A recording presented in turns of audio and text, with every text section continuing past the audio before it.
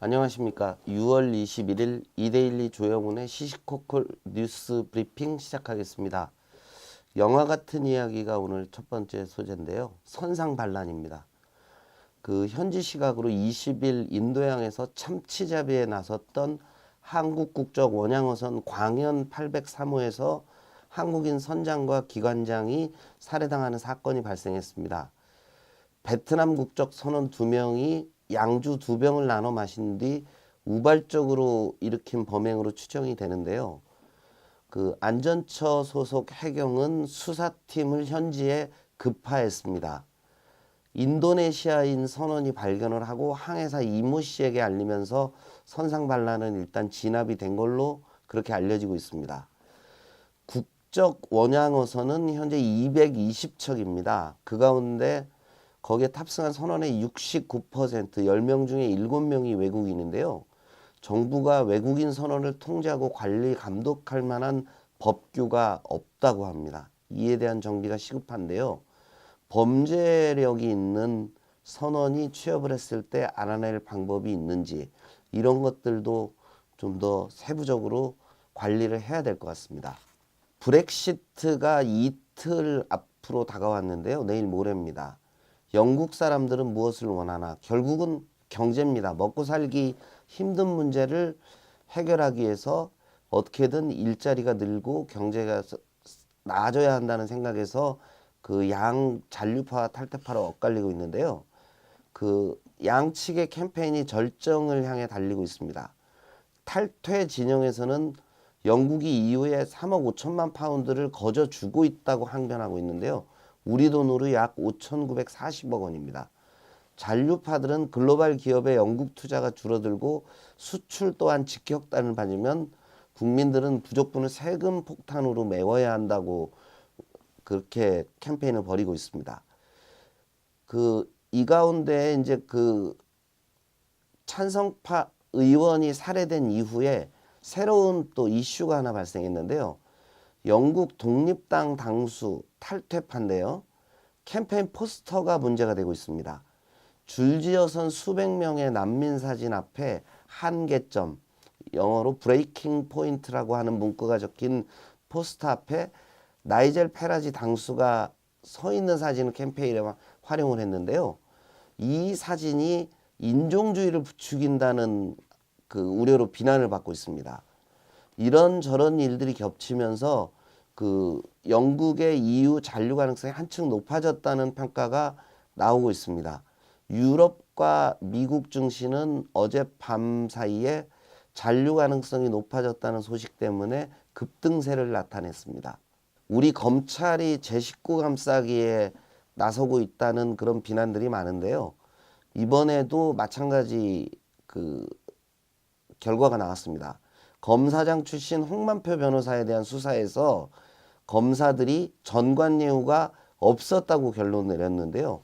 중앙지검 특수 1부는 홍 변호사가 5억 원대 변호사법 위반 혐의와 15억 원대 탈세 혐의로 구속 기소됐다고 밝혔습니다. 홍 변호사가 정은호 네이처리퍼블릭 대표의 100억 원대 원정 도박 수사에서 불법 수임료를 받은 부분만 적용했고요. 정 대표가 회사 돈을 횡령했다는 부분이 수사에 빠진 것에 대해서는 일단 혐의가 없는 걸로 처리를 했는데 사실은 이 부분이 전관예우에 해당하는지 논란이 되었던 부분입니다. 홍 변호사는 잘 아시다시피 변호사 개업 후 매년 100억 원씩 수입을 거뒀고 오피스텔을 수십 채 이상 투자하면서 사회적인 공분을 샀습니다. 금천과 서초를 30분 단축하는 강남 순환로가 다음 달 3일 개통된다는 소식입니다. 한강 이남 지역을 동쪽과 서쪽으로 연결하는 도로는 남부 순환로가 거의 유일한데요. 내달 3일 오후 2시에 소화에서 관악, 사당, 우면동을 잇는 민자도로를 개통한다고 합니다. 이 도로가 개통되면 남부순환도 교통량이 20% 정도 줄어드는데 실질적으로 민자도로이기 때문에 통행료가 약 2,600원 정도 부과가 된다고 합니다. 트럼프가 공화당 지도부와 불협화음을 지속하고 있는데요.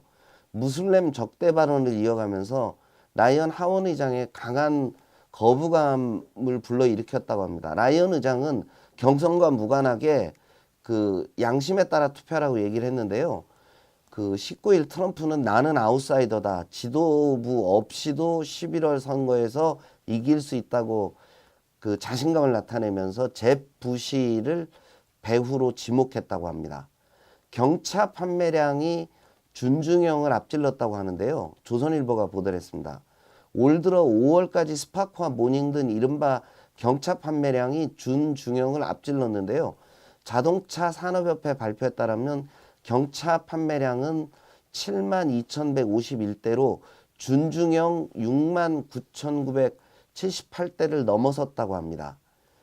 그 조선일보는 일단 그 캠페인의 결과라고 얘기를 하지만 또 다른 측면에서 보면 그만큼 국내 경기가 지금 어렵다는 것들도 작용하고 있지 않나. 2년간 100만 가구의 아파트가 입주를 할 거라는 소식이 중앙일보에 보도가 됐는데요. 입주 쓰나미입니다. 내년 이후에 전국에 쏟아질 새 아파트는 매년 50만 가구에 달해서 평년 기준으로 30에서 40%가 많아진다고 합니다. 그 전문가들이 보는 적정 공급량은 해마다 35만 가구 안팎이라고 하는데요. 공급 과잉 후유증이 우려된다는 소식입니다.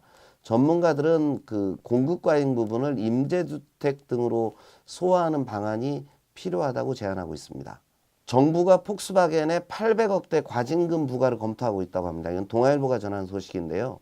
정재찬 공정위원장이 폭스바겐의 배출가스 조작 혐의와 관련해 표시 광고 위반에 대한 조사가 마무리 단계에 들어가 있어서 역대 최대 규모 과징금 검토하고 있다고 밝히고 있습니다. 대상 차량은 약 15개 차종에 12만 5,522대에 달하고 있습니다. 폭스바겐은 미국에서의 그 즉각적인 보상과 달리 국내에서는 리콜조차 제대로 이루어지지 않고 있어서 그 소비자들의 원망을 사고 있습니다. 다음은 디램 가격 소식입니다. 1년 반 만에 디램 가격이 반등하고 있는데요. 반도체 업계에 훈풍이 불고 있다는 소식입니다. 그 디램 가격은 1년 반 동안 뭐 지속적으로 하락세를 보였는데 그 반도체 조사기관인 디램 익스체인지에 따르면 DDR3 칩 가격이 지난 6일에는 1.43달러였는데 17일 약 열흘 뒤에 1.51달러로 올랐다고 합니다. 어제 증시에서도 하이닉스와 삼성전자가 큰 폭의 상승세를 보였는데 디램 시장 악화로 그 글로벌 디램 업체들의 투자는 들어준 반면에 휴대폰이 고용량화되면서 더 첨단 메모리 칩을 사용하는 현상이 가속화된 결과라고 합니다. 이데일리가 전하는 소식입니다. 그 보잉사 갑질 때문에 국내 연공 수요가 방향을 잃을 것이라는 우려 기사인데요. 우리 군이 추진하고 있는 항공기 항제밍 사업이 보잉의 협력 거부로 자초위기에 있다는 소식입니다. 이 항제밍 사업은 북한의 GPS 교란에 대비하는 체계를 구축하는 사업인데요. 우리가 보잉사의 기술이 필요하다고 합니다. 그렇지 않을 경우 이스라엘이나 유럽의 업체 기술을 사용을 했는데 보잉사는 타사로 기술 유출 가능성이 있다는 이유로 이를 거부하고 있고 이 항제밍 사업이 만약에 필요할 경우에는 막대한 금액을 요구하고 있다고 합니다. 그래서 이런 부분 때문에 그 우리 군이 차세대 전투기로 추진하고 있는 그 도입된 F-15K가 GPS 교란에 무방비로 노출될 위험이 커졌다는 소식입니다. 다음은 페이스북에 올라온 소식을 전해드리겠습니다. 그 GMO 유전자 그 변형 곡물인데요. 우리나라가 GMO 천국이라고 네티즌이 밝힌 그 아티클이 있는데요. 그 국내 GMO 연간 수입 물량이 약 1,000만 톤에 달한다고 합니다. 국내 쌀 생산량이 500만 톤이라고 하는데 이 쌀 생산량이 2배에 달하는 수준인데요. 대부분이 옥수수라고 합니다. 옥수수는 가축의 사료용으로 많이 사용하는데 이제 한우나 돼지고기도 안심하고 먹기 어려운 지경에 온 것 같습니다. 문득 드는 생각이 정말 호주산 유구를 먹어야 되나 이런 생각을 했습니다. 아무튼 오늘 소식 여기서 마치도록 하고요. 내일 다시 찾아뵙겠습니다. 시시콜콜 뉴스 브리핑 조영훈이었습니다. 감사합니다.